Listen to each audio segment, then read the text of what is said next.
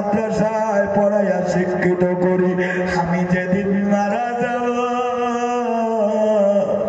আমার মেয়ে যখন কোরআন তিলাওয়াত করবে আল্লাহ পাক অর্ধেক নেকি মা বাবার কবরে পৌঁছে দেবে।